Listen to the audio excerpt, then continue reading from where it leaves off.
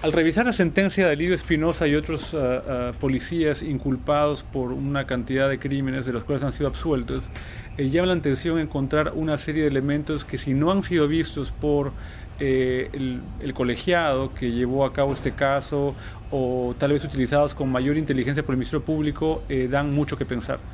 Al darme cuenta de esto, podríamos decir, para empezar, que las 4 víctimas que están colocadas dentro de este expediente reciben disparos en la cabeza, las 4 personas, de atrás adelante.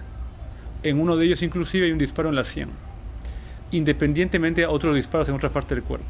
Los químicos de medicina legal que realizan los exámenes de las prendas, diría que en todos los casos determinan que al menos hay un disparo realizado a corta distancia. Eso es un enfrentamiento. Me pregunto yo solamente si es que el definir un enfrentamiento se basa en la distancia de tiro, asumiendo que a partir de 40 centímetros, es decir, una distancia como esta, ¿no es cierto?, ya no se pueden registrar residuos de arma de fuego en ropa o tejidos. Entonces la pregunta es, si yo le disparo a alguien a una distancia de 40 centímetros, ¿es un enfrentamiento? Más aún si el disparo es en la cabeza. Creo que habría que revisar algunas cositas.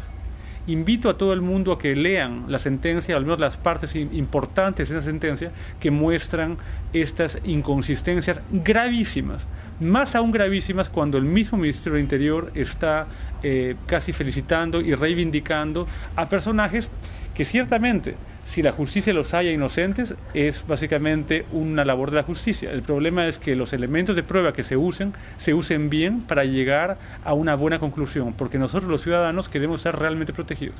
Y estas inconsistencias, estos vicios en este tipo de pruebas, ¿a qué tú crees que se deba? ¿A incompetencia o de repente a un tema más oscuro? Hay una mezcla de todas las anteriores, básicamente porque diría yo que la manera como el Ministerio Público ha presentado las pruebas es catastrófica.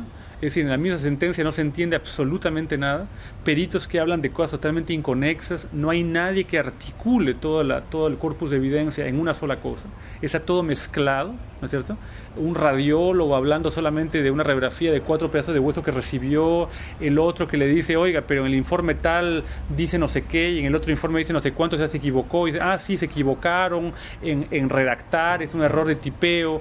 Después le preguntan si sacaron muestras para absorción atómica de los policías del Ministerio Público, dice que no me acuerdo. Creo que hay un montón de inconsistencias básicamente que colindan, ¿no es cierto?, entre la ineficacia, inexperiencia e ineptitud, que me parece grave.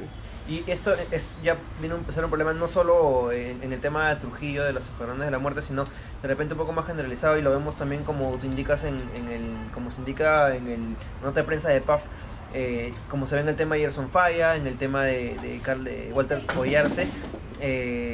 ¿Qué cosa es lo que necesita la policía? ¿Qué cosa es lo que necesita criminalística? Mira, estamos acá en 2 extremos. El primer extremo es el no usar ningún tipo de prueba material, sino solamente elementos testimoniales. Me parecía patético, básicamente, escuchar que estaban pidiendo por Twitter que alguien que filmó cuando lo botaron al chico estrellarse del palco diera eso como medio probatorio. Me parece muy bien, pero creo que había muchos más medios probatorios en el mismo palco, donde había sangre, había huellas digitales, había todo tipo de cosas, y los peruanos somos privilegiados, o sea, el Estado se ha privilegiado en que todo peruano tiene huellas digitales tomadas del momento de nacimiento, a diferencia de otros países donde eso ocurre solamente en casos de gente que está convicta de un crimen.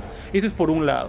Y por otro lado, hay casos en los cuales tenemos pruebas, abundantes pruebas, como el caso que ya mencioné, y se usan de tal manera que demuestran aparentemente exactamente lo contrario de lo que deberían demostrar. Y hay otros casos que caen en el medio también, con el caso de Falla, básicamente, en que tenemos una cantidad de información impresionante, ¿no es cierto?, que fue corroborada posteriormente por un video hecho por los mismos perpetradores.